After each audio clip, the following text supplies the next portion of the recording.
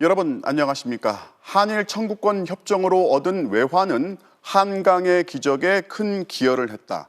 일본을 포함해서 그 어떤 나라도 식민 지배의 불법성을 인정한 자료가 없다. 일본 또 미 합중국과의 관계 훼손으로 이어질 수 있다. 판사가 쓴 판결문이라고는 믿기지 않은 이런 이유로 어제 서울중앙지법 민사합의 34부는 강제동원 피해자들이 낸 소송 자체가 성립되지 않는다고 선고했습니다. 그런데 법 논리보다 정치 외교에 더 신경을 쓴 이 판결문을 읽어보면 일본 우익의 논리를 그대로 닮아 있습니다. 먼저 김정인 기자가 보도합니다. 지난 2015년 일본 외무성이 전 세계 대사관 홈페이지와 CNN을 통해 광고한 영상입니다. 韓国ポハンの総合製鉄所の建設など各国の経済インフラ整備を ODA により支援し 포항제철을 세운 것도 서울 지하철 1호선을 개통한 것도 소양강 댐 건설도 모두 1965년 한일협정에 따른 일본의 원조 덕에 가능했다는 겁니다. 식민 지배에 대한 사과나 반성은커녕 다른 아시아 국가들의 근대화에도 초석을 놓았다고 주장해 당시 논란이 거셌습니다. Great responsibility, working hand in hand with the international community. 이처럼 일본 정부와 우리나라의 극우 세력이 내세우는 이른바 식민사관에서 연장된 논리가 이번 강제동원 배상 판결문에도 등장합니다. 대한민국이 한일협정으로 얻은 외환은 이른바 한강의 기적이라고 평가되는 눈부신 경제성장에 큰 기여를 했다고 적었습니다. 판결의 전체적 취지도 일본 정부의 해묵은 주장과 닮아 있습니다. 일본은 2000년대 들어 한일협정에 따라 한국인들의 청구권은 행사할 수 없게 됐다고 주장해왔고 2007년 일본의 대법원격인 최고재판소는 피해자들의 청구권은 사라지지 않았지만 소송 낼 권리는 없다고 판결했습니다. 이번 재판부의 논리도 청구권이 소멸되진 않았지만 소송할 수 없다, 똑같습니다. 그야말로 그 일본 논리를 그냥 그대로 답습하는 것이어서 일본이야 그럴 수 있지만 우리 법원이 왜 그 일본의 주장을 그대로 따라가야 되는지 더욱이 일본 전범 기업의 배상을 인정한 3년 전 대법원 전원합의체 판결을 뒤엎으면서도 왜 그런지는 설명하지 않았습니다. 최소한 3년 안에서의 어떤 사정 변경이 있었는지 아니면 당시에 전합의체가 다루지 않았던 국제법적인 논리가 있는지를 충분히 서술하여서 이번 판결은 국가안보와 외교 관계를 이유로 국민 개인의 기본권을 제한하고 있습니다. 기본권 침해의 최소화를 위한 고민이라도 판결문에 담겨야 했지만 재판부는 강제 동원 피해와 고통 자체는 철저히 외면했습니다. MBC 뉴스 김정인입니다. 이 재판부가 선고 날짜를 예고 없이 기습적으로 앞당기는 바람에 정작 소송 당사자들이 재판에도 오질 못했는데 날아온 선고 내용은 더 분노하게 만들었습니다. 재판장을 탄핵하라는 국민청원회는 하루 만에 6만 명 넘게 동의했습니다. 이어서 공윤선 기자입니다. 만 20살에 일본 구남도로 끌려간 고 이기택 씨. 전범 기업인 미쓰비시의 탄광에서 강제 노역에 시달린 후유증으로 50대 초반 눈을 감았습니다. 아버지의 한을 풀어드리겠다며 소송에 나선 아들은 믿을 수 없는 판결문을 읽고 또 읽었습니다. 어제 밤을 새워서 내가 그걸 다 봤어요. 그 불법성 인정하지 않았잖아요. 그리고 대법원 전원 합의체 판결을 부정하고 그러면 이게 무슨 일본 법원이 이게 대한민국 법원입니까? 소송을 낸 뒤 6년이나 기다린 끝에 법정의 문이 열렸지만 재판 결과를 직접 듣겠다던 기대마저 산산조각 났습니다. 우리가 6년도 참아왔고 수십 년도 참아왔고 기다려왔는데 근데 이런 졸속된 행동이 지금 우리 대한민국 법원이 현재 이루어지고 있다는 사실이 저는 도저히 너무너무 부끄럽고 창피한 일이에요. 청와대 국민청원에는 재판장인 김양호 판사를 탄핵하라는 글이 올라왔고 하루도 지나지 않아 6만 명 넘는 시민들이 동의했습니다. 청원인은 김 판사가 대한민국 국민이 맞는지 의문이라며 판사로서의 양심이 아닌 개인의 정치적 동기에 따라 판결을 내렸고 이는 헌법에 위배된다고 비판했습니다. 정치권에서도 성토가 쏟아졌습니다. 더불어민주당은 이번 판결은 아무런 실익 없이 강제징용 피해자와 유가족들을 우롱했다며 강하게 비판했고 정의당도 고령의 강제동원 피해자들에게 다시 한번 큰 상심을 안겨준 데 안타깝고 유감스럽다고 지적했습니다. 국민의힘은 논평을 내지 않았습니다. MBC 뉴스 공유선입니다.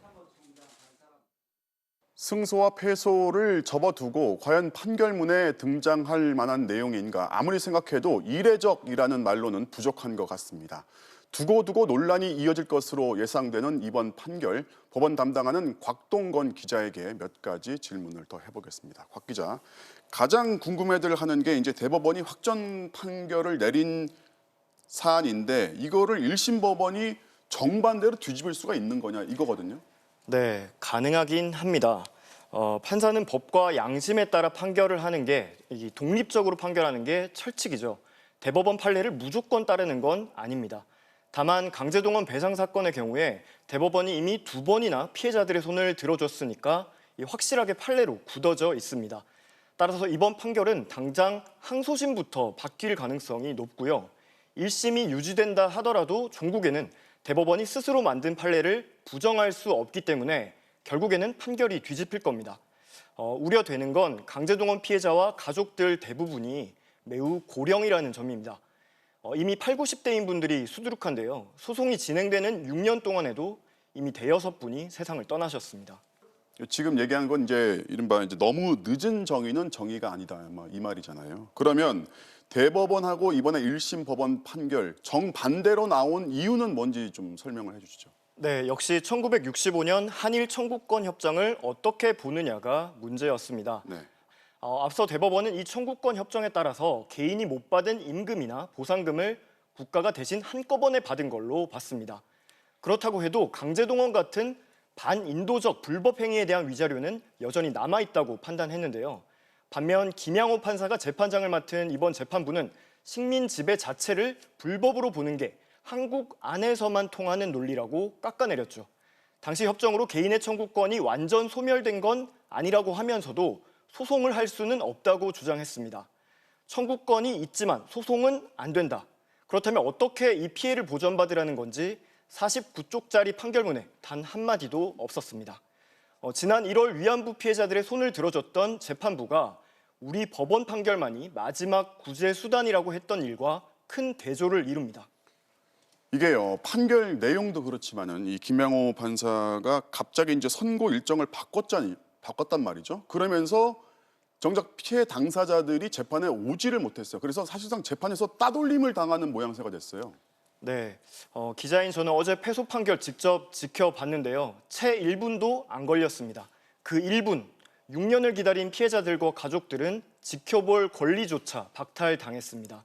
하루가 지난 오늘 몇 분의 이야기를 직간접적으로 들어봤는데요. 특히 법정의 평온과 안정을 위해서 일정을 바꿨다. 이 말에 귀를 의심했다고 합니다.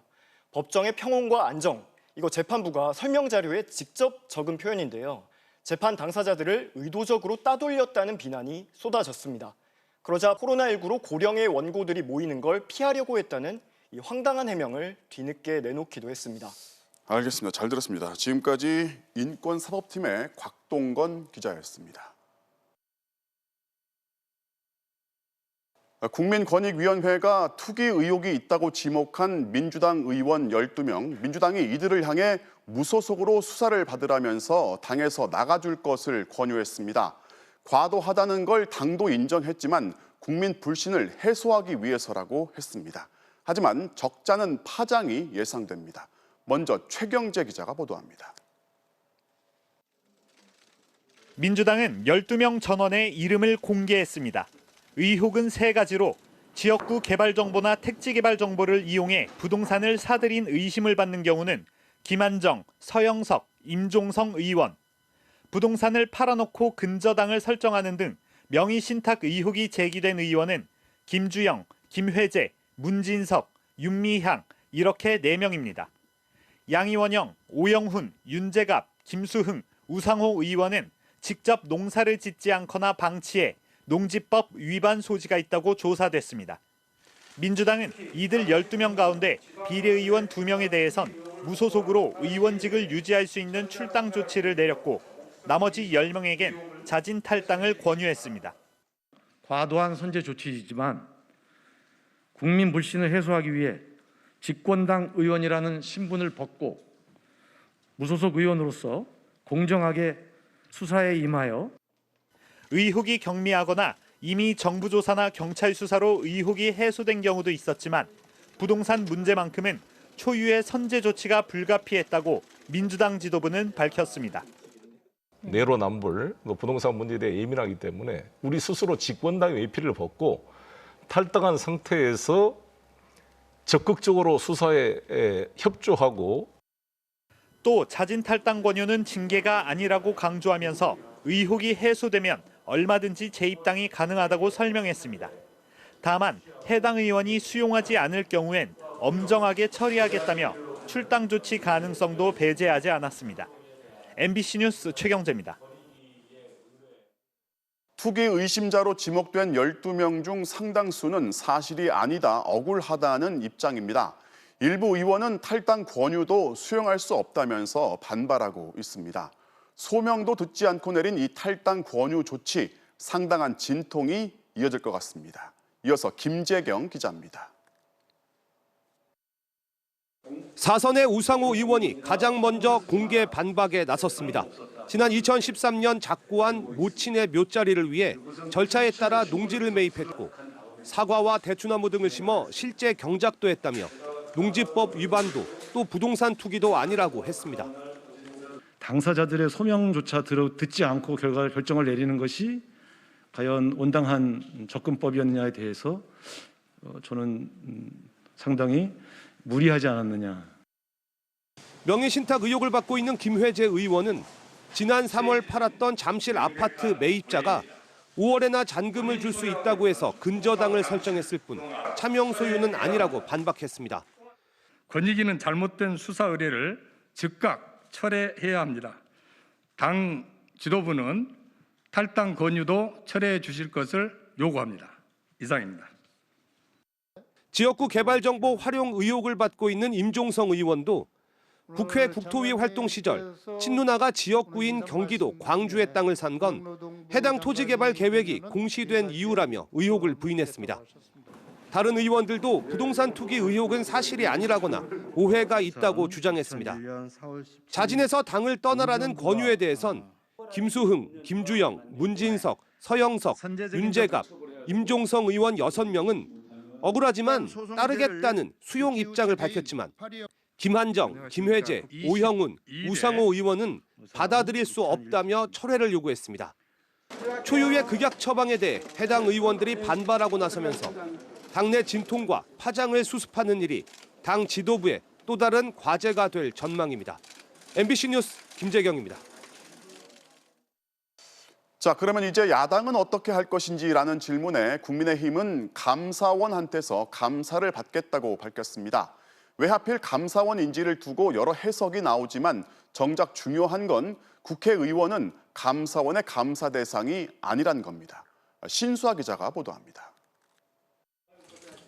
국민의힘은 권익위원회 조사 결과를 셀프조사, 면피성 조사라고 깎아내렸습니다. 그러면서 자신들은 소속 의원 102명과 가족들에 대한 부동산 전수조사를 최대한 빨리 감사원에 의뢰하겠다고 밝혔습니다. 당대표 후보들도 찬성 입장을 내놨습니다. 민주당이 그런 기준을 세웠다고 한다면 저희도 그에 부합하지 않으면 저희는 정당으로서 선거를 치를 수가 없습니다.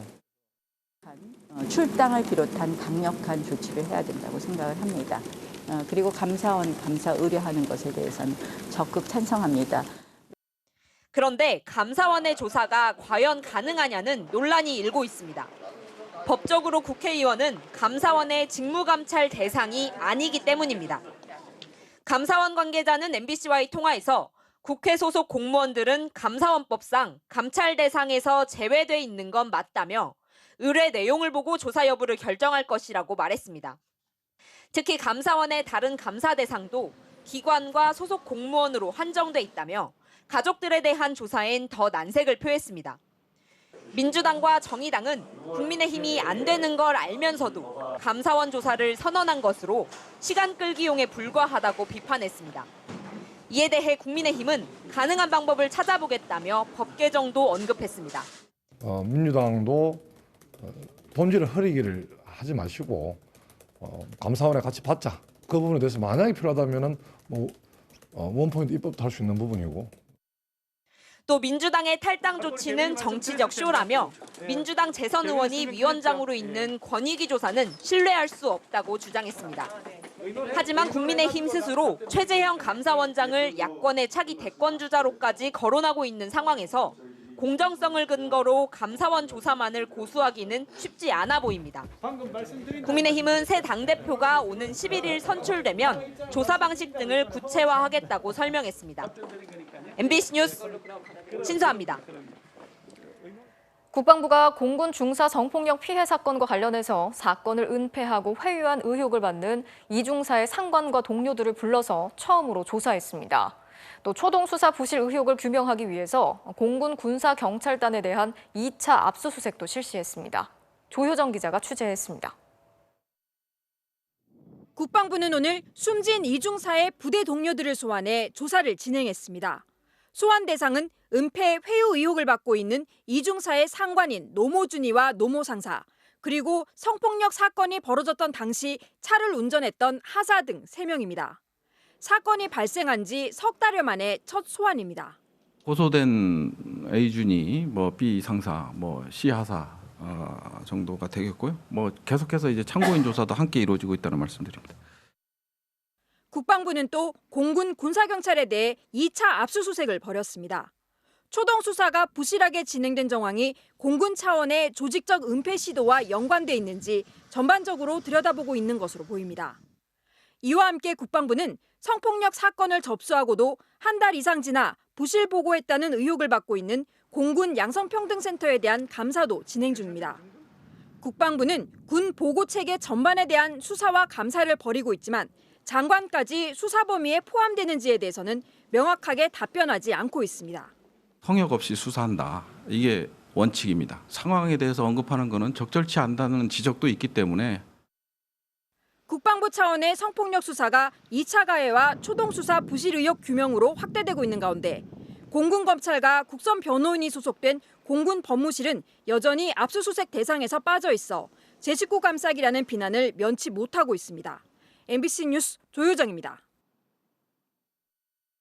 공군 군사경찰 소속 하사가 여군 숙소에 무단 침입하고 불법 촬영을 했다가 적발된 사건을 얼마 전에 전해드렸죠.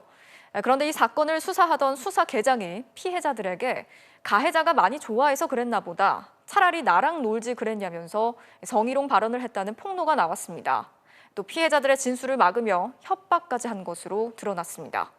피해자들은 공군을 믿지 못하겠다면서 국방부 차원의 수사를 요구했습니다. 김수근 기자가 취재했습니다. 공군 19전투 비행단은 군사경찰 소속 하사가 여군 숙소에 침입하고 여군들을 불법 촬영한 사건에 대해 지난달 자체 초동 수사에 착수했습니다. 그런데 수사계장인 이모 준이가 피해자들을 조사하면서 성희롱을 했다는 폭로가 나왔습니다. 가해자가 많이 좋아해서 그랬나 보다, 호의였겠지라거나 차라리 나랑 놀지 그랬냐, 얼굴은 내가 더 괜찮지 않냐라고 말했다는 겁니다. 사건을 축소 은폐하려는 시도도 있었습니다. 수사계장은 걔도 불쌍한 애다, 인권이 있다며 가해자를 옹호하는가 하면 좀 더 버텨보자, 또 그런 일이 있으면 바로 조치하겠다는 말로 피해자들을 회유했습니다. 피해자들이 추가 피해 사실을 밝히면 가해자를 죽이려고 하느냐며 협박까지 한 것으로 드러났습니다. 군사경찰은 그걸 아주 당연한 듯이 얘기를 하고 한 사람의 피해자뿐만 아니라 많은 피해자들에게 공통적으로 했다는 거예요. 부대의 부실한 조치도 도마에 올랐습니다.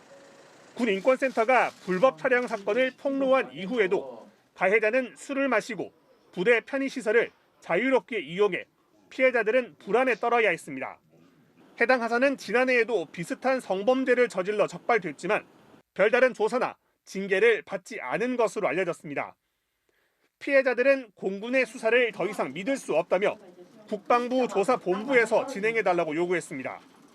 피해자도 가해자도 제 식구인데 왜 가해자만 감싸고 도는 것인지, 수사와 재판을 민간으로 이양하지 않는 이상 피해자의 관점에서 해석되기 어려운 실정입니다. 공군은 문제의 수사 인원들을 공군본부 보통검찰부에서 철저하게 조사한 뒤 결과에 따라 엄정 조치하겠다고 밝혔습니다. MBC 뉴스 김수근입니다. 인천의 한 척추 전문 병원에서 벌어진 대리수술 논란, 저희가 계속해서 추적해 왔는데요. 이번엔 광주의 척추 전문 병원에서 똑같은 대리수술 의혹이 또 나왔습니다. 간호조무사들이 의사 대신 절개와 봉합 등 의료 행위를 하는 모습이 담긴 영상이 공개됐는데요. 경찰이 이 병원을 압수수색하고 의료진 등 6명을 입건했습니다. 우종훈 기자가 취재했습니다. 지난 2018년 광주의 한 척추 전문병원 수술실. 수술복을 갖춰 입은 남성이 마취된 환자 옆에 섰습니다.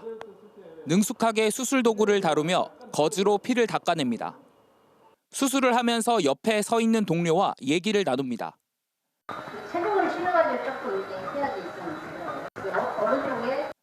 문제의 이 남성, 수술에 집중하지 않는 건지 골프 이야기를 계속 주고받습니다. 움직이지 말라는 게 아니라 해제를 해야 돼요. 그러면서 태연하게 환자의 수술 부위를 봉합합니다. 또 다른 날 수술실에 다시 선 이 남성. 맞은편 다른 병원 관계자와 능숙하게 수술을 진행합니다.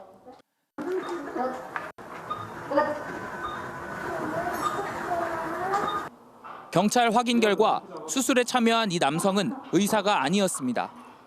이 병원에 소속된 40대 간호조무사였습니다. 병원 내부 관계자가 경찰에 제공한 영상을 보면 의료 행위를 할 수 없는 간호조무사가 봉합 수술뿐만 아니라 척추 수술에 필요한 핵심 행위를 직접 맡았던 것으로 알려졌습니다. 경찰은 이 병원 의사 3명과 간호조무사 3명을 의료법 위반 등의 혐의로 입건하고 병원 수술 기록 등을 압수수색했습니다. 어디서 어떻게 좀 대리 수술이 이루어진 걸로 지금 현재 정황만 좀 파악을 하고 계신지 보고만 좀 말씀해 주시죠. 이에 대해 병원 측은 영상에 나오는 남성이 마스크를 쓰고 있어 의료진인지 간호조무사인지 알아보기 어렵다며 대리 수술 의혹을 부인했습니다. 누군지는 정확하게 알 수가 없던데요. 제가 보기에는 이게 의사가 마스크 쓰고 모자 캡 쓰면은 다 비슷비슷하기 때문에 경찰은 수사 범위를 확대하고 해당 척추 수술을 받은 환자를 찾아 부작용 등은 없는지 확인하기로 했습니다.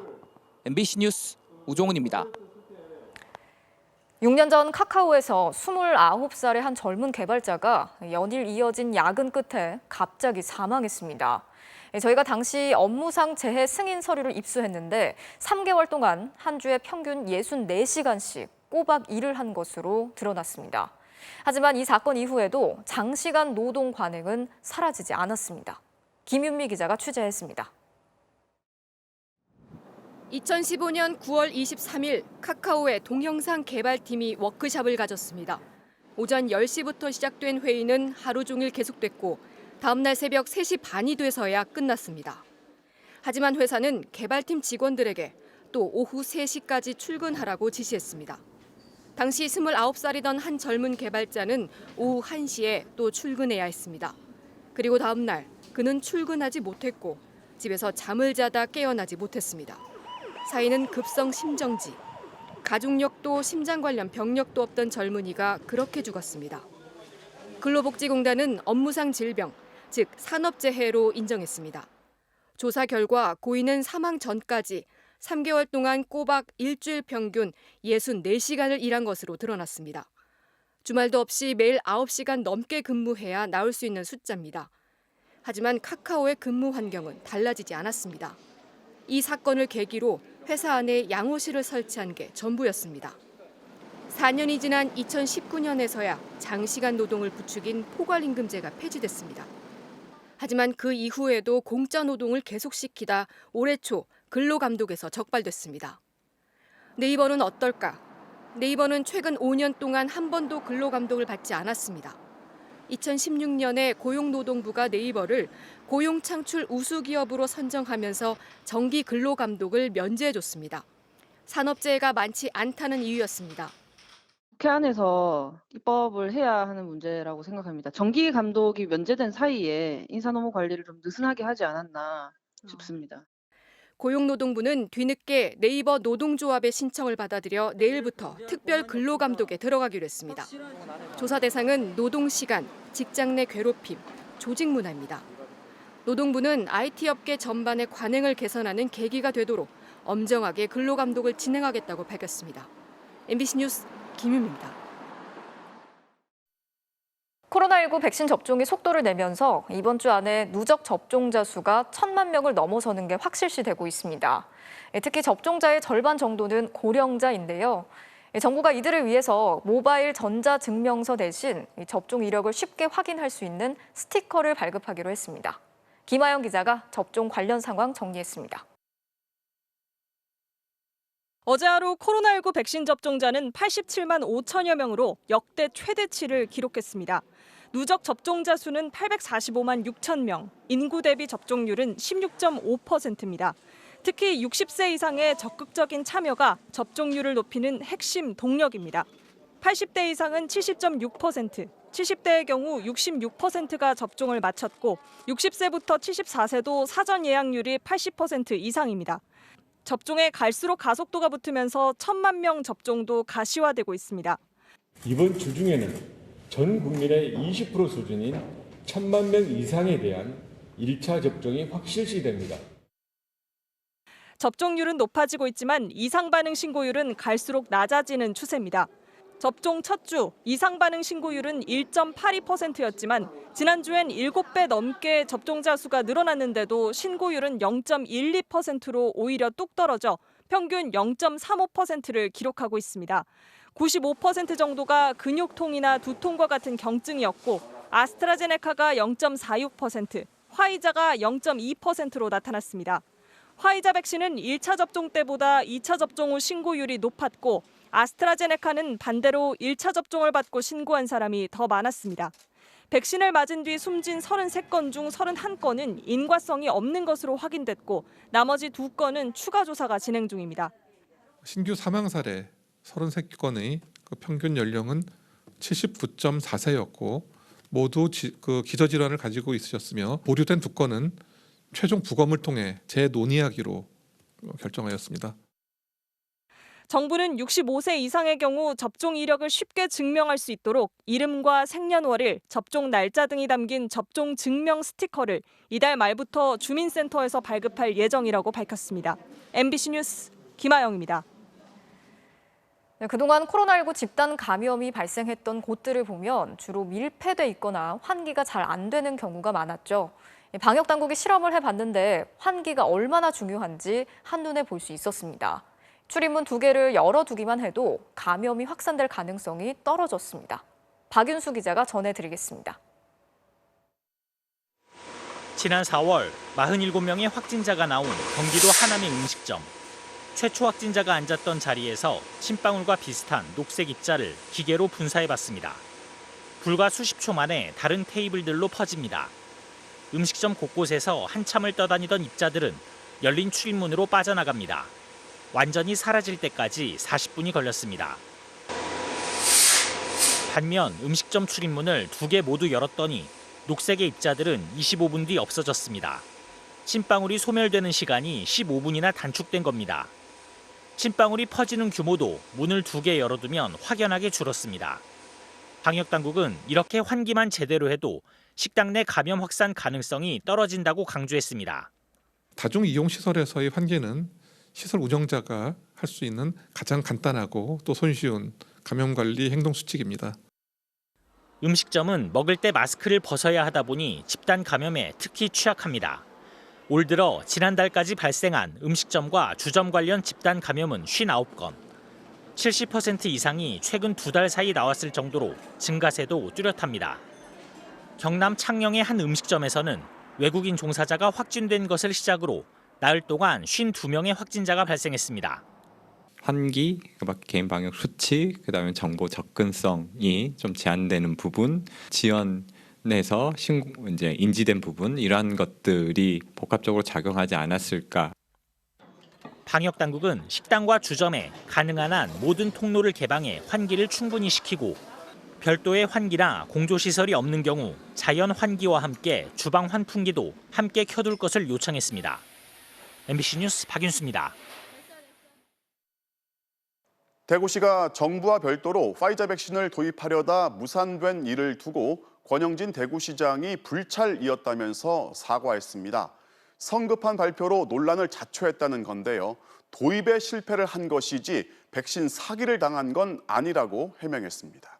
조지한 기자가 보도합니다.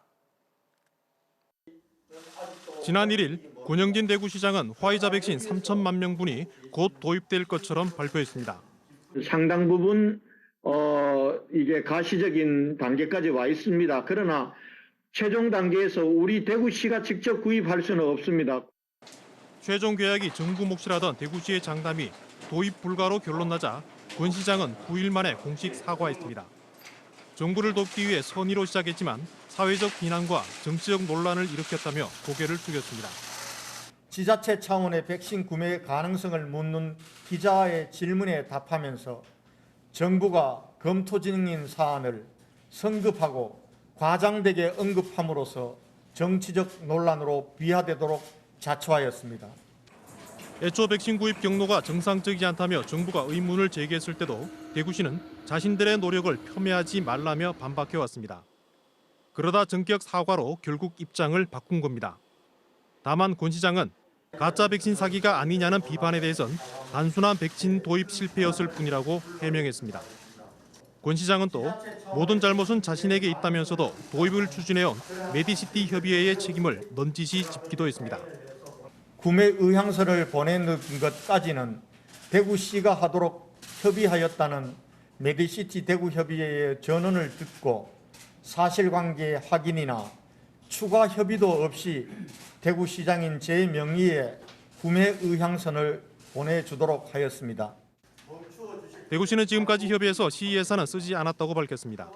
그런데 메디시티 협의회는 대구시 경제부시장이 공동 이사장을 맡고 있고 올해만 시 예산 4억 8천만 원을 지원받은 것으로 확인돼 논란은 계속되고 있습니다. 백신 도입 발표와 사과까지 대구시가 보여준 조급함과 무책임은 백신 도입에 사활을 건 전체 방역 역량에 혼선을 주기 충분했습니다. MBC 뉴스 조재환입니다.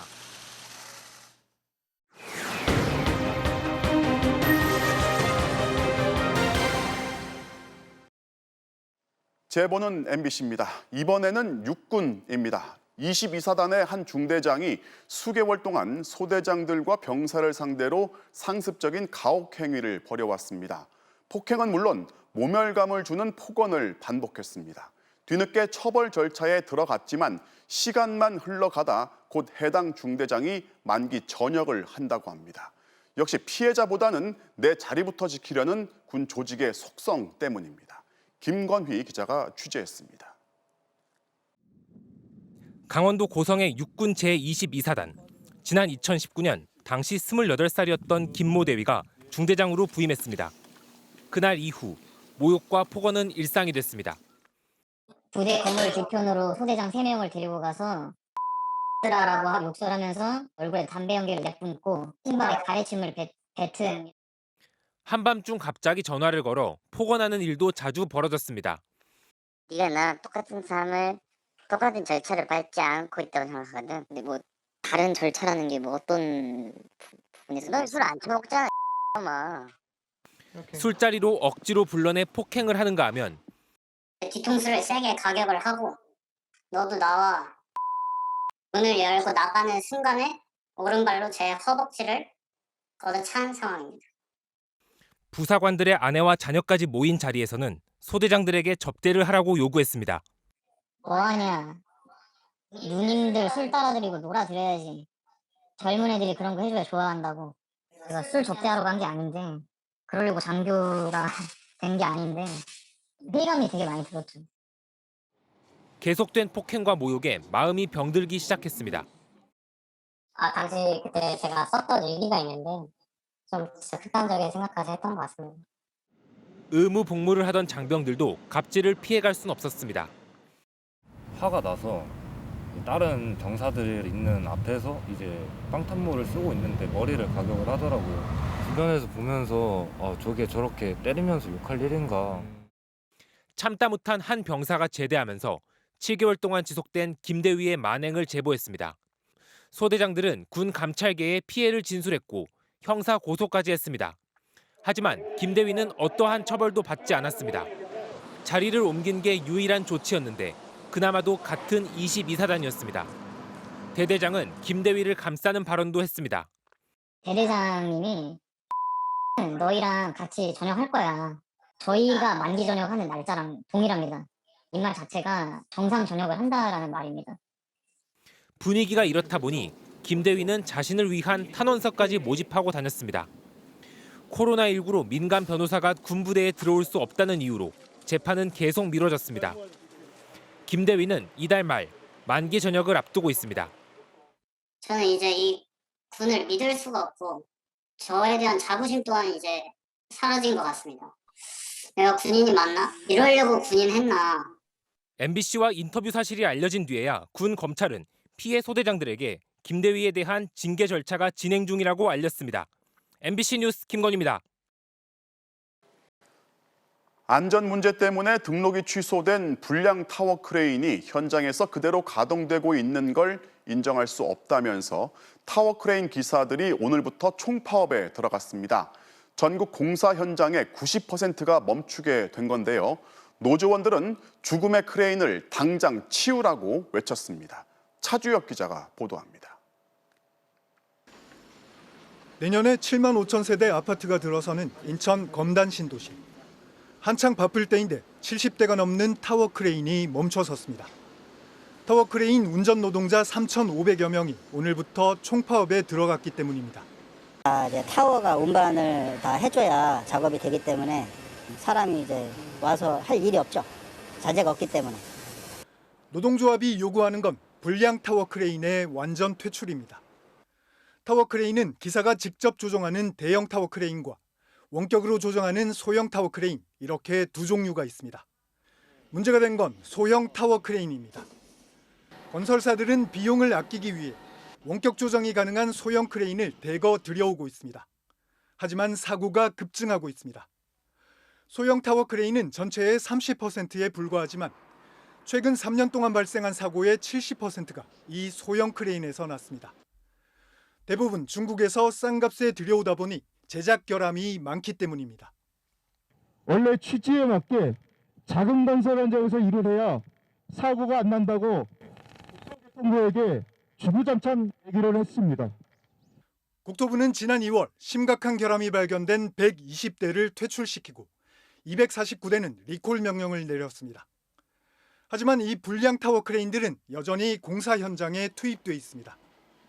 그 사이 또 8건의 사고가 났고 1명이 숨졌습니다. 국토부는 소형 타워 크레인을 전수조사하고 비상상황반을 가동하기로 했습니다. 하지만 양대 노총은 장관이 직접 불량 크레인 문제를 해결할 때까지 파업을 계속하겠다고 밝혔습니다. 당분간 대부분의 건설 현장에서 공사 중단이 불가피해 보입니다. MBC 뉴스 차주혁입니다. 제주의 한 포구에서 시동을 켜놓고 주차해놓은 차량이 바다 위에 떠있던 작은 어선 위로 추락했습니다. 차량과 어선 모두 바다로 빠졌는데 사고를 낸 차량은 해양경찰의 순찰차였습니다. 조인호 기자가 취재했습니다. 오늘 오전 10시 20분쯤 제주의 사계항 포구 안으로 해양경찰 순찰차 한 대가 들어옵니다. 세워둔 차량에서 경찰관 2명이 차례로 내리고 난 뒤 운전자가 없는 순찰 차량이 저절로 왼쪽 바다 방향으로 돌더니 추락 방지턱을 넘습니다. 그리고 정박해 있던 어선 후미로 그대로 떨어집니다. 시동이 켜진 순찰 차량은 앞 차체가 3톤급 소형 어선에 아슬아슬하게 걸렸습니다. 차량을 꺼내려고 어민들이 힘을 써보지만 결국 순찰 차량은 바다로 빠지고 어선도 기울어 침수됩니다. 좀 배라도 건져보려고 노력을 했는데 이제 물이 차버리니까 더 이상 손쓸 틈이 없어가지고 이제 배를 이제 차도 포기하고 배도 포기하는 그런 상황이 됐었습니다. 해경은 대형 크레인을 동원해 2시간 만에 어선과 순찰차를 인양했습니다. 사고는 순찰 차량 기어를 주행 상태로 놓고 내렸다가 발생한 것으로 보입니다. 네, 인양을 했는데 뒤에 있었고 사이드 브레이크 당겨져 있었습니다. 그러니까 이제 우리는 이제 주차를 이렇게 이제 했다고 생각을 이제 한 거죠. 그러니까. 사고가 났던 현장인데요. 지금은 침수됐던 배를 바로 세우고 기름이 바다로 퍼지지 않도록 방제 작업을 하고 있습니다. 사고 당시 어선에는 사람이 없어 인명 피해는 없었지만 전자장비와 엔진 등이 바닷물에 빠져 쓸 수 없게 됐습니다. 팔아도 그걸 먹고 살기 때문에 그걸 아니면 우리는 죽은 목숨인데 솔직히 인역 생명이나 다름없는 배를 갑자기 뭐 그렇게 했다니 뭐 청천드래기죠.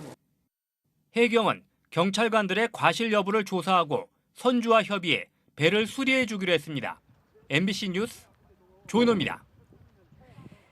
의사가 처방을 해야만 쓸 수 있는 의약품이죠. 스테로이드를 온라인으로 불법 판매해온 일당이 적발됐습니다. 이른바 몸짱 열풍을 타고 전국의 헬스장으로 팔려나갔다고 하는데요. 의사의 처방 없이 사용할 경우 오히려 몸을 더 망가뜨릴 수 있습니다. 조희영 기자가 취재했습니다. 인천의 한 오피스텔. 집안 곳곳에 놓인 상자 안에는 앰플 모양의 주사제가 가득 담겨 있습니다. 남성 호르몬을 뜻하는 테스토스테론이라고 적혀 있습니다. 냉장고 안에도 중국산으로 보이는 주사제 수백 통이 보관돼 있습니다. 약국이라고 착각할 정도로 선반에는 약품이 즐비합니다. 모두 의사의 처방 없이는 사거나 사용할 수 없는 전문 의약품, 스테로이드입니다. 배달책으로 검거된 한 남성의 가방에선 스테로이드 주사제와 알약이 끊임없이 나옵니다. 그거 스테로이드 아니에요, 이거? 그래, 제가 오늘 좀 더 키워볼까 하고. 하고 스블링을 해서 스테로이드 구입치면 많이 나오더라고요. 단기간에 근육을 키울 수 있다는 이런 스테로이드 주사제와 알약이 텔레그램을 통해 12,000명에게 팔렸습니다. 검거된 일당은 지난 2015년부터 올해 초까지 18억 원어치의 스테로이드와 전문 의약품을 판매한 것으로 조사됐습니다. 헬스맨들이 근육을 키우기 위해서는 한 10년, 20년이 걸린다고 합니다. 스테로이드를 맞을 경우에 1, 2년 사이에 큰 근육을 만들 수 있기 때문에 일단 유혹에 빠지기 쉽고요.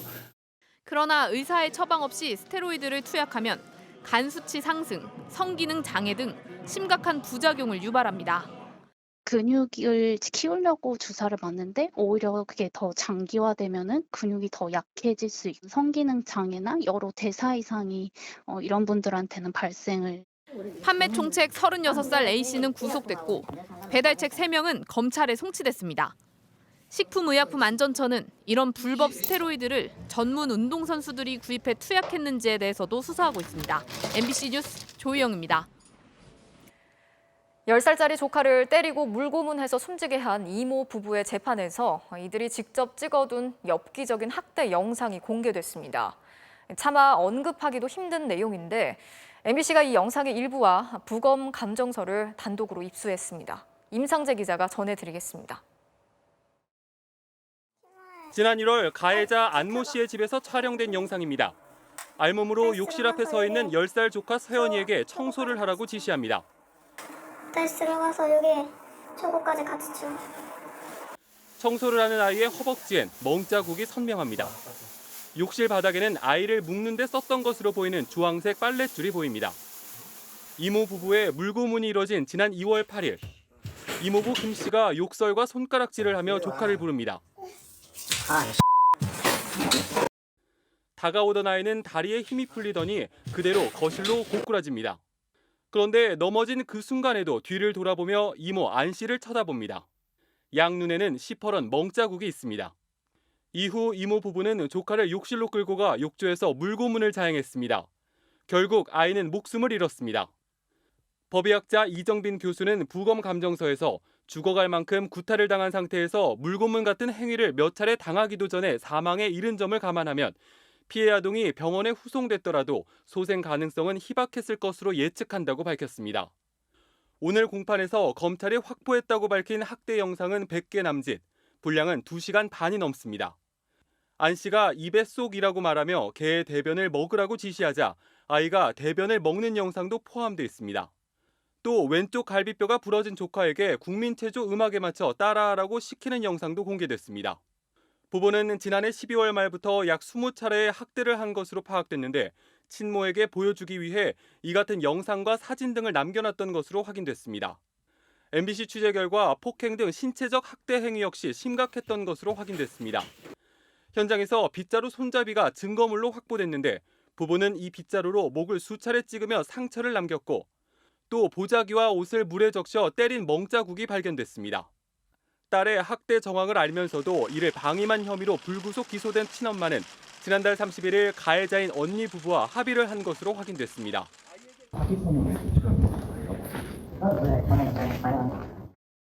학대 행위 영상이 공개되자 법정에서는 거친 욕설과 흐느낌이 나오기도 했습니다.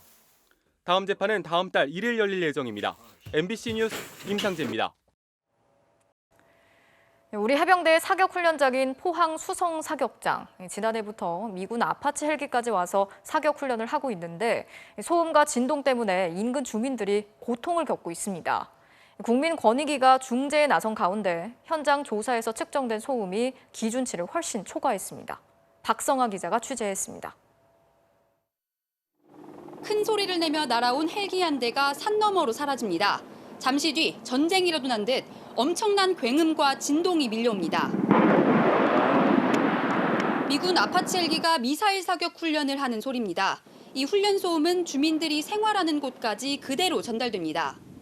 사격장에서 약 1.5km 떨어진 곳입니다. 훈련이 시작되자 이곳에서도 헬기 소리가 선명하게 들립니다. 인근 주민 2,800명은 수십 년간 해병대의 포사격 소음을 감내했습니다. 그런데 지난해부터 아무런 상의 없이 미군 아파치 헬기까지 이곳에서 사격 훈련을 시작했습니다. 사전에 어느 얘기 한마디 없이 지금 멋대로 이거 정리가 왔는데 그러니까 우리들은 더 이상은 참을 수도 없고 절대로 물러설 수도 없고. 결국 주민들은 지난 1월 국민권익위원회에 집단 민원을 제기했고 앞으로 한 달 동안 실제 훈련 때 발생하는 소음 측정을 시작했습니다. 아파치 헬기가 마을 위를 비행할 때 측정된 최대 소음은 대략 80데시벨. 지금은 이제 81.5 나오고. 그때는 어떠니까요? 커졌죠? 아니요, 요 위로 바로 지나갈 때가 제일. 주거 지역의 낮 시간대 소음을 판단하는 기준인 50데시벨을 훌쩍 넘겼습니다. 임산부들은 그 시어머니들이 못 오시게 하더라고. 초창기에는 혹시 유산될까 싶어. 그 정도로 진동이나 소음이 아니죠. 굉음이죠. 권익위는 아파치 헬기뿐 아니라 해병대 전차와 박격포 훈련 등으로 인한 소음도 측정하기로 했습니다.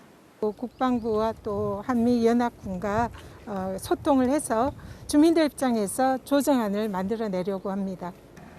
50년 넘게 이어진 소음 피해가 이제는 끝날 수 있을지 주민들은 권익위의 중재에 기대를 걸고 있습니다.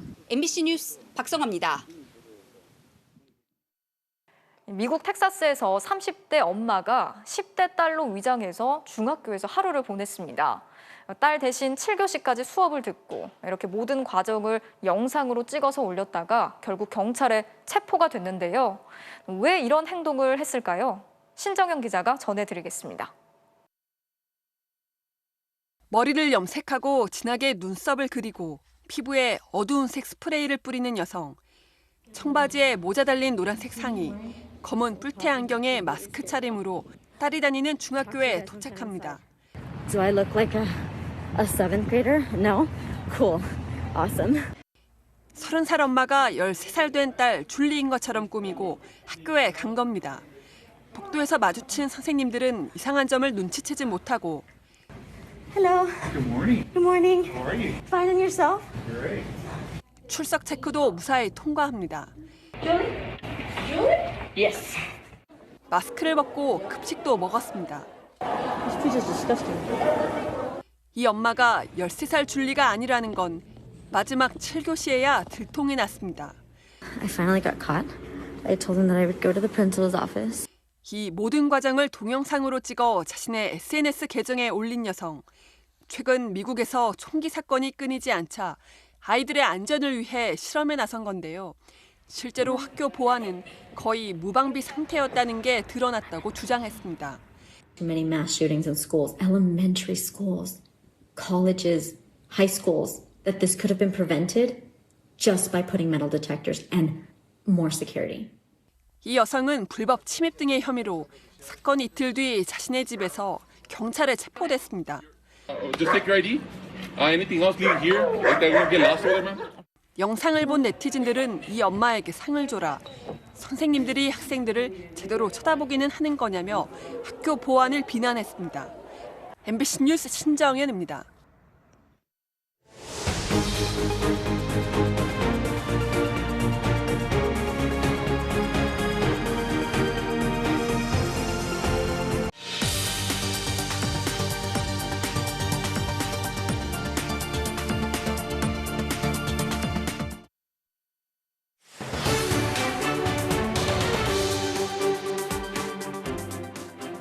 빌라 수백 채씩을 보유하고도 세입자들에게 보증금을 돌려주지 않는 이른바 빌라왕 보도, 오늘도 이어가겠습니다.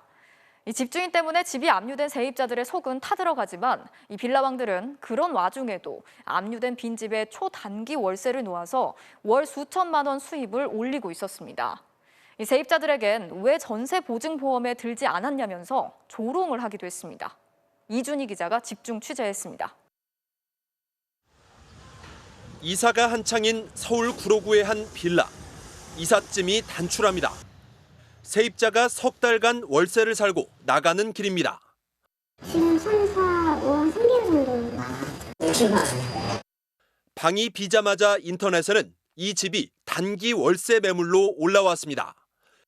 세입자인 척 집을 보자고 했더니 한 여성이 나와 자신은 집주인의 심부름을 하는 거라며 위임장을 내밉니다. 저한테 입금하시는 거고 지금 제가 돈을 받아서 드리고 있어요. 집주인은 50살 임대사업자 진모 씨.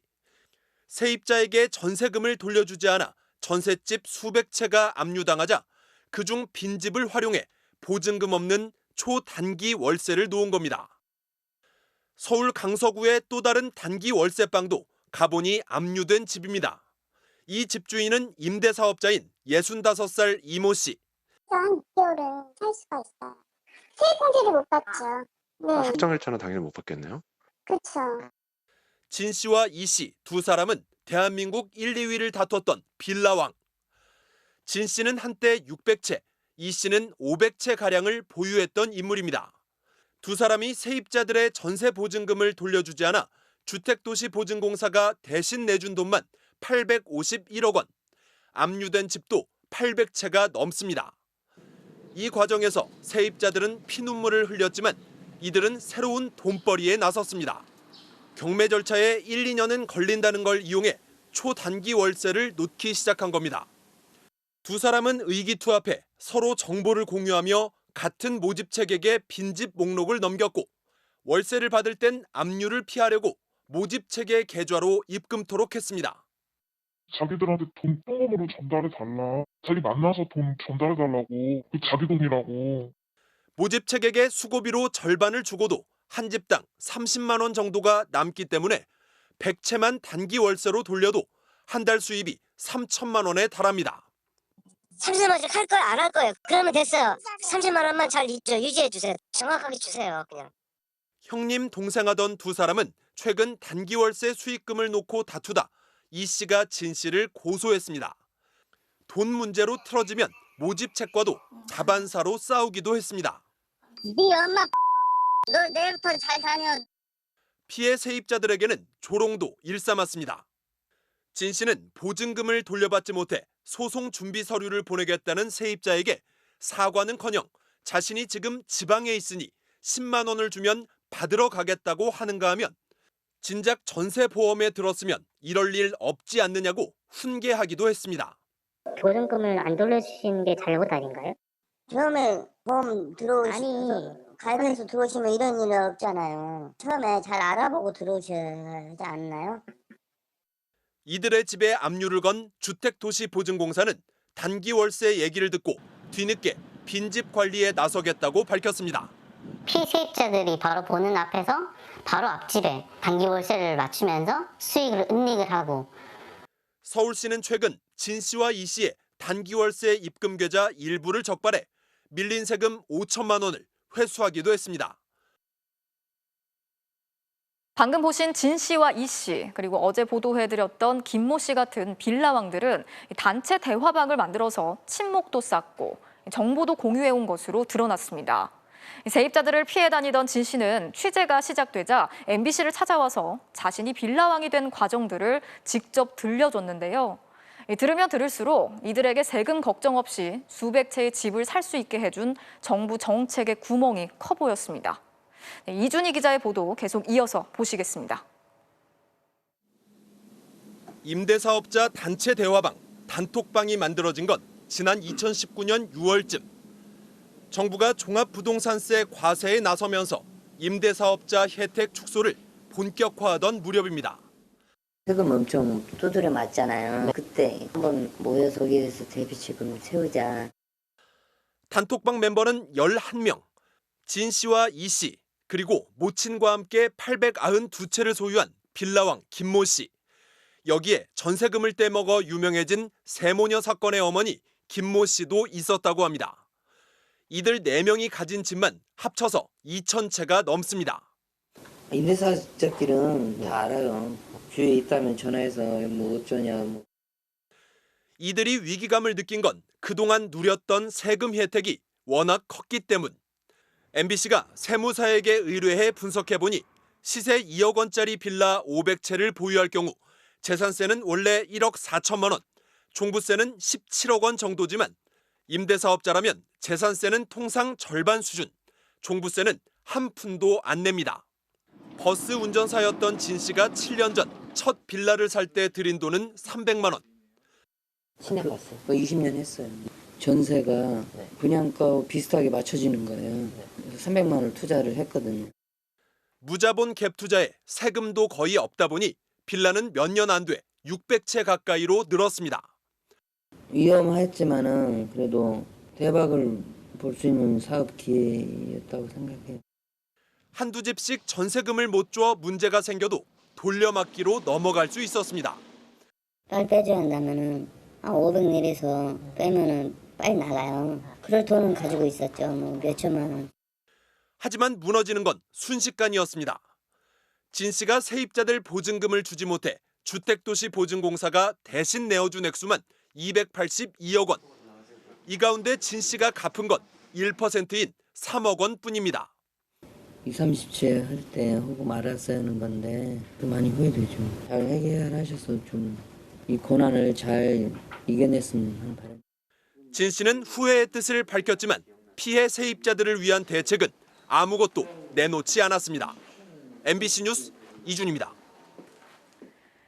택배 노동자들의 과로사 원인 중에 하나로 꼽히는 분류 작업. 지난 1월 사회적 합의를 통해서 택배 회사가 전담 인력을 충원했지만 여전히 부족하다는 게 택배 노동자들의 입장입니다.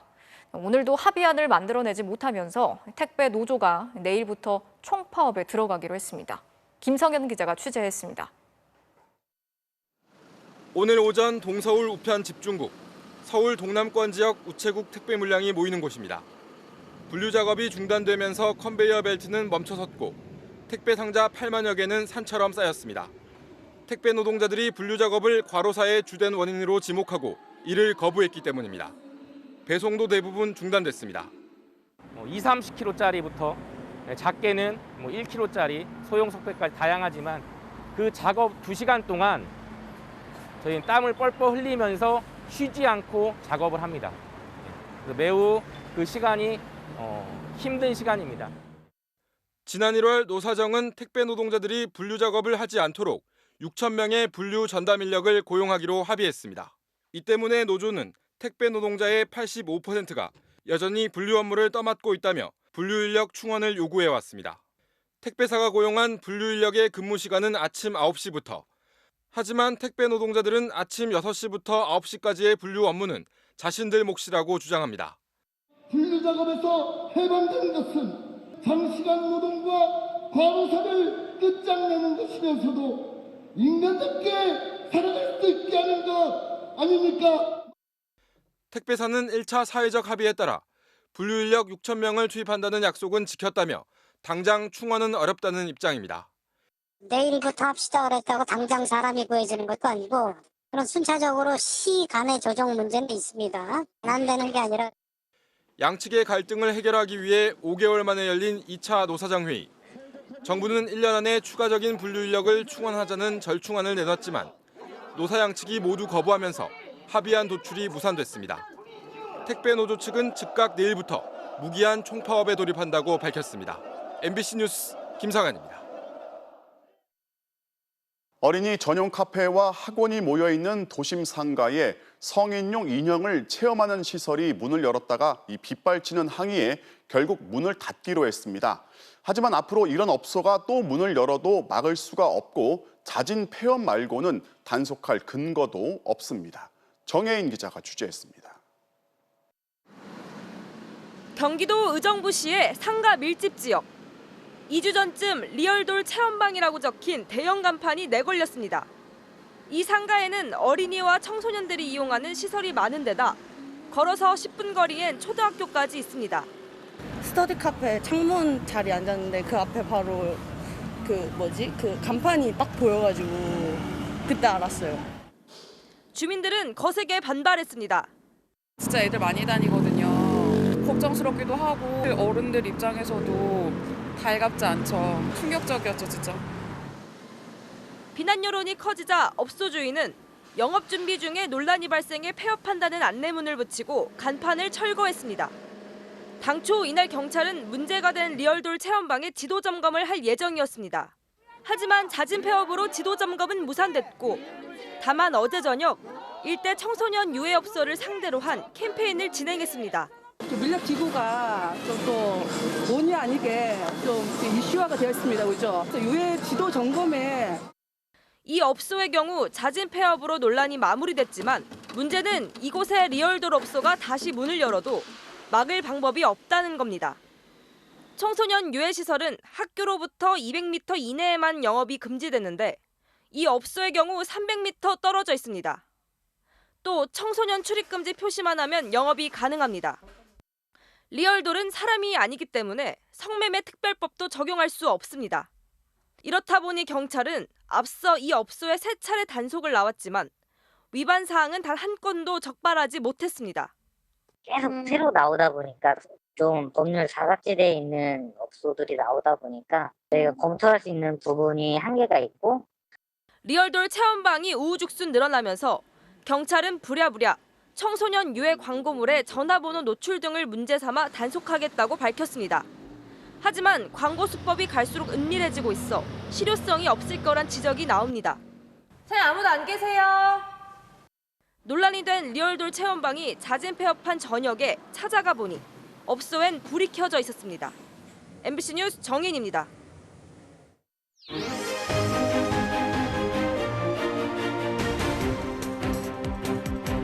정치적 참견 시점 정치팀 김지경 기자 나와 있습니다. 자, 오늘 준비한 소식 볼까요? 네. 백신 맞고 후보 뽑자 이재명 흔드는 연기론인데요. 민주당에서 이제 지금 대선 출마 선언이 이어지고 있는데 동시에 경선을 연기하자는 얘기도 계속 나오고 있어요. 네, 그렇습니다. 경선 연기론의 불씨가 다시 살아나는 모습인데요. 네. MBC가 민주당 대선 주자 8명 전원을 상대로 9월로 예정된 대선 후보 경선을 연기하는 데 찬성하는지 확인을 해봤습니다. 네. 그 결과를 보면요. 이낙연, 정세균, 이광재, 김두관, 양승조, 최문순 이렇게 6명은 경선 연기에 대체로 찬성을 했고요. 박용진 의원은 입장 표명을 유보했습니다. 반면에 지금 지지도 1위를 기록하는 이재명 지사만 경선 연기에 반대했는데요. 양쪽의 입장을 들어보시죠. 네. 필요하면 고칠 수 있도록 이렇게 당은 당규에 되어 있습니다. 민주당의 입장에서는 정권 재창출이 가장 중요한 과제다 이렇게 생각을 하고 있고요. 이미 정해져 있는 어떤 규칙들을 저런 정치적 이해관계 때문에 자꾸 바꾸면 우리 국민들이 당을 어떻게 믿겠습니까? 원칙과 약속을 지키는 게 정치의 가장 기본이다 이렇게 생각합니다. 자, 현재 1등 이재명 대 반 이재명 구도가 명확한데요. 경선을 연기하자는 이유 다시 한번 정리해 볼까요? 네, 한마디로 대선 승리 가능성을 높이려면 경선을 미뤄야 한다는 겁니다. 네. 야당보다 먼저 후보를 정하면 검증 공세에 시달릴 거고요. 또 막상 야당 후보 경선이 시작되면 여당 후보는 관심에서 멀어진다 이런 이유인 건데요. 네. 전재수 의원의 말입니다. 네. 우리만 먼저 뽑아놓고 저쪽은 이제 11월, 12월, 1월까지도 후보 경선이다, 단일화 경선이다 해가지고 말하자면 후보 선출 과정에서 우리가 압도당할 우려가 있거든요. 네, 또 당규를 봐도 당무위원회에서 경선 날짜를 바꾸는 건 얼마든지 가능하다는 입장입니다. 자, 그런데 사실 이제 이재명 지사 측은 다른 이유를 의심을 해서 지금 반대를 하는 거잖아요. 네, 그렇습니다. 다른 주자들이 이 지사를 따라잡을 시간을 벌기 위해서 억지로 경선 규칙을 바꾸려고 한다는 겁니다. 네. 특히 경선을 연기하는 게 대선 승리를 위한 전략이란 건 역사를 봐도 맞지 않다고 반박을 했는데요. 네. 그 최근 대선을 보면 상대보다 먼저 확정된 후보가 거의 모두 이겼다는 겁니다. 실제로 확인을 해봤습니다. 네.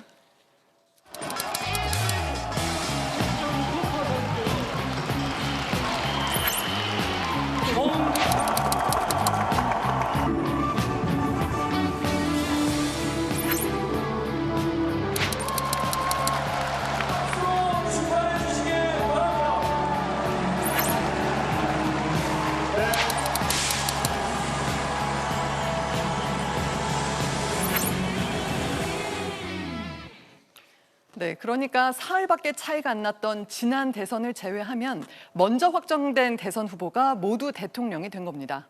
그런데 이제 올해는 코로나 상황, 뭐 이런 특수성이 있다. 그걸 좀 감안해야 된다. 뭐 이런 반론도 있어요. 네, 그렇습니다. 경선 연기를 주장하는 쪽에서는 9월 초에 후보를 결정하려면 8월에는 전국을 돌면서 국민 경선을 치러야 하는데 코로나 상황에서 이게 가능하겠냐 주장을 합니다. 백신을 맞고 집단 면역이 형성되어야 국민 경선도 성공할 수 있다는 건데요. 여기에 대한 이 지사 쪽 반박까지 같이 들어보시죠. 네. 백신 접종이 그렇게 순조롭게 진행이 되면 지금처럼 이렇게 비대면으로 깜깜이 경선을 하지 않고 포스트 코로나 시대에 맞는 적절한 경선도 가능할 수 있지 않겠냐. 국민의힘 전당대회를 살펴볼 때 아직도 여전히 지금 긴 팬데믹 상황을 지나가고 있지 않습니까? 그런데도 국민들의 관심은 되게 높아져 있는 것이죠. 그러니까 결국은 어떤 후보들이 나오냐, 어떤 목소리를 내고 어떤 모습으로 뛰느냐, 이게 더 중요하다. 이렇게 저는 보는 거거든요. 네, 지금 야당을 봐라. 코로나가 경선 흥행을 좌우하는 게 아니지 않느냐. 이게 이 지사 쪽 입장입니다. 이제 결국에는 민심을 읽어본 뒤에 이제 당 지도부가 이제 결정을 해야 되는 건데 네. 지금은 어떤 입장이죠? 네, 일단 당내 의견부터 수렴하겠다면서 신중한 모습인데요. 송영길 대표의 말입니다. 네. 대선 기획단을 저희가 한 6월 중순경 발족시킬 예정입니다. 그를 통해서 여러 가지 의견을 수렴하도록 하겠습니다. 네, 전례를 보면 이번 달 안에는 예비 후보자 등록이 시작이 돼야 되는데요. 그 전에는 어떤 식이든 결론을 내야 할 걸로 보입니다. 알겠습니다. 오늘은 여기까지 듣겠습니다. 지금까지 정치팀의 김지경 기자였습니다.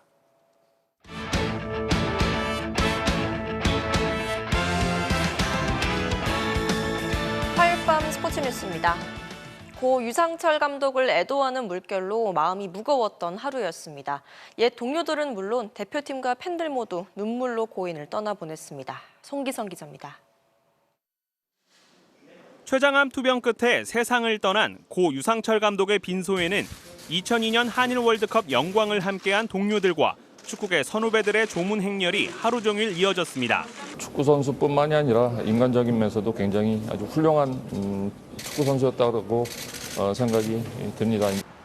코로나 방역 지침에 따라 조문을 가지 못한 각급 대표팀 선수들은 훈련장에서 묵념으로 슬픈 마음을 달랬습니다. 어릴 때 방송에서 인연을 맺은 애제자 이강인은 SNS를 통해 각별한 마음을 표현했고 한일 월드컵에서 맞붙었던 벤투 감독도 애도의 뜻을 전했습니다. Ao povo coreano em geral e em particular à sua família em nome de toda a equipa técnica. 고인의 프로 데뷔팀인 울산과 병마와 싸우면서도 마지막까지 지휘봉을 잡았던 인천구장엔 임시 분향소가 마련됐고 2년 전 함께 강등 싸움을 이겨낸 인천 선수들과 팬들은 차오르는 슬픔을 감추지 못했습니다. 항상 팬들을 먼저 생각해 주셨고 마지막 가시는 길 약속 지켜주려고 해주셔서 정말 고맙다라는 말씀 꼭 드리고 싶습니다. 프로야구장에서도 추모 묵념이 이어졌고 국내 스포츠 스타들은 물론 피파와 옛 소속팀 요코하마까지 SNS를 통한 애도 물결이 이어지고 있는 가운데 내일 스리랑카와 월드컵 예선을 갖는 대표팀은 경기 전 추모식과 함께 팔에 검은 밴드를 두르고 경기에 나섭니다. MBC 뉴스 송기성입니다.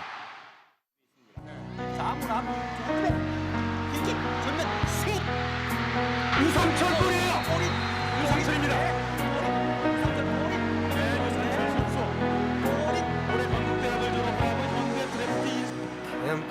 오른발슛!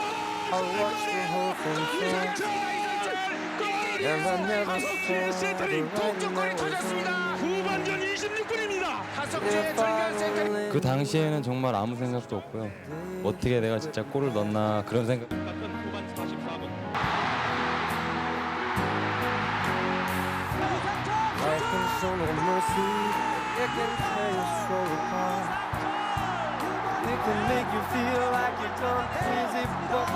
혼자 경기를 한 게 아니고 뭐 11명 선수 또 그 나머지 선수들 다 하나같이 다 열심히 했기 때문에 국민들도 원하고 또 저희 또한 다 원했던 1승을 하고 한 것 같아요.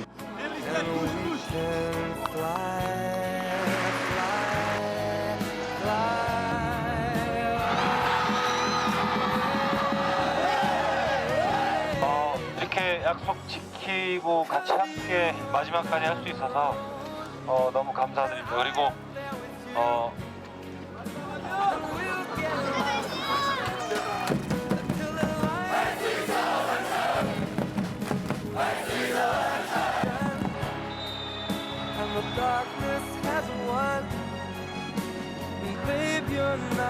완치가 돼서 지금 지도자를 하고 있는 상철아, 이분한테는 꼭 지도를 받고 싶다라는 어떤 그런 지도가 됐으면 좋겠어. 건강 항상 조심하고 화이팅해라.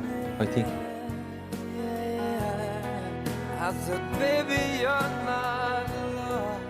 진짜 보내드리기 싫은데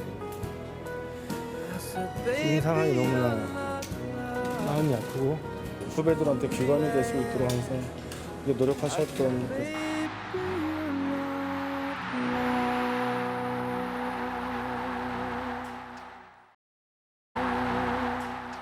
지난해 고교 최동원상을 수상한 인천고의 사이드암 투수 윤태현 선수가 올해 황금사자기에서도 연이은 호투를 펼치며 SSG의 유력한 1차 지명 후보로 떠올랐습니다. 김태훈 기자의 보도입니다. 1대1로 맞선 4회, 무사주자 1루 상황에서 사이드암 투수 윤태현이 마운드에 오릅니다. 첫 타자를 상대로 땅볼을 유도한 윤태현은 삼진도 곁들이며 4회를 무실점으로 막았습니다. 최고 구속 144km의 빠른 공에 특유의 춤추는 듯한 변화구의 움직임까지 상대 타자들은 제대로 힘을 쓰지 못했습니다. 7회에는 뜬 공을 잡은 뒤 과감하게 2루에 뿌려 더블아웃을 잡아내기도 했습니다. 공 53개로 4이닝 무실점. 윤태현의 호투에 힘입어 인천고는 연장 끝에 8강에 올랐습니다. 원하는 코스로 잘 들어가가지고 만족스러웠던 것 같고 긴장을 많이 하긴 했는데 첫 번째 이닝 던지고 나니까 긴장이 다 풀려가지고 원하는 공 던질 수 있을 것 같습니다. 2학년이던 지난해 인천고의 봉황대기 우승을 이끌고 고교 최동원상을 수상했던 윤태현. 고교 통산 1.17의 평균 자책점에 삼진 72개를 잡는 동안 볼넷은 12개에 불과할 만큼 안정적인 제구가 강점입니다. 연고구단 SSG도 관심을 부인하지 않았습니다. 두 번째 봤는데요. 고등학교 레벨은 아니더라고요. 방금조도 잘하고 후보 중에 하나라고는 당연하죠.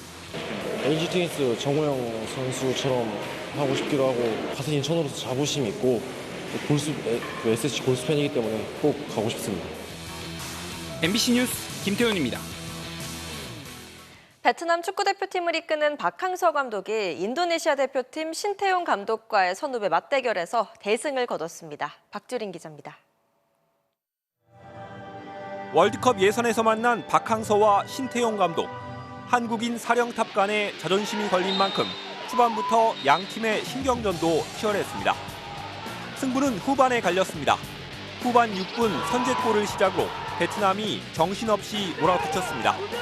불과 23분 사이에 4골을 몰아치며 사실상 승부를 결정지었습니다. 박항서 감독은 특유의 어퍼컷 세리머니를 날렸고 신태용 감독은 판정에 항의하다 경고를 받았습니다. 4대0 대승으로 조선두를 이어간 베트남은 사상 첫 월드컵 최종 예선 진출이 눈앞입니다. 두 경기가 남아 있습니다. 두 경기 중에 한 경기는 꼭 승리해야 되기 때문에 준비하도록 하겠습니다. 피파 랭킹이 12위까지 밀려난 독일은 간만에 전차 군단의 위용을 뽐냈습니다. 6명의 선수가 번갈아 골망을 흔드는 화끈한 공격력을 선보이며 유로 개막을 앞두고 분위기를 끌어올렸습니다. MBC 뉴스 박주린입니다. 미국 2부 리그에서 나온 초장거리 골입니다. 골키퍼가 안간힘을 써봤지만 역부족이었네요. 알밤 스포츠 뉴스였습니다.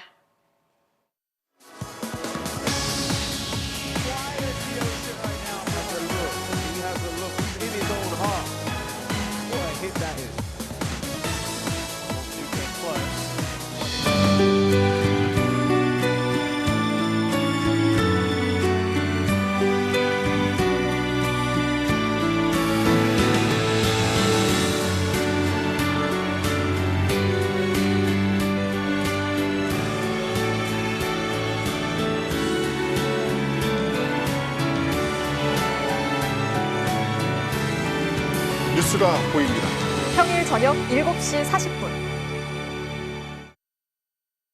MBC 뉴스 콘텐츠 취재부 김희건 기자가 한국영상기자협회가 시상하는 이달의 영상기자상 인권보도 부문의 수상자로 선정됐습니다.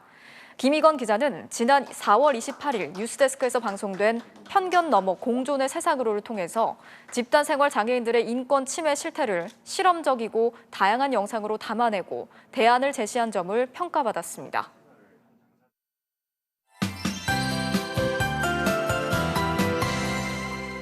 남부지방부터 연일 열기가 쌓여가고 있습니다. 내일은 더 많은 지역에서 한여름 더위가 나타납니다.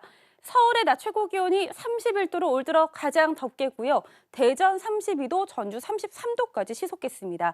폭염특보가 내려지진 않았지만 기상청은 체감온도가 31도 이상 오르는 충청과 남부지방에 폭염 영향 예보를 발표했는데요. 더위에 특히나 취약한 노약자나 어린이는 건강관리에 더 신경을 쓰셔야겠습니다. 내일 강원 산지나 지리산 등 내륙 산지에서는 오후에 소나기 구름이 발달을 하겠고요. 목요일인 모레 저녁부터는 전국에서 차츰 비가 내리겠습니다. 이어서 위성 모습입니다. 지금 중부지방을 뒤덮고 있는 구름대는 오늘 밤이면 빠져나가겠고 내일은 맑아지겠습니다. 한편 제주도는 남쪽에서 유입된 뜨겁고 습한 수증기의 영향으로 비구름이 발달해 있습니다. 내일 출근길 서해안 지방에서는 짙은 안개를 조심하셔야겠고요. 낮 동안에는 강한 햇살이 내리쬐겠습니다. 아침 최저 기온은 서울 20도 등으로 오늘보다 높습니다. 낮 최고 기온은 강릉과 부산 26도, 서울 등 내륙 지방은 30도 안팎까지 오르겠습니다. 금요일에는 전국에서 꽤 많은 양의 비가 내릴 가능성이 있겠습니다. 날씨였습니다. 6월 8일 뉴스데스크 마치겠습니다. 오늘도 함께해 주신 여러분 고맙습니다.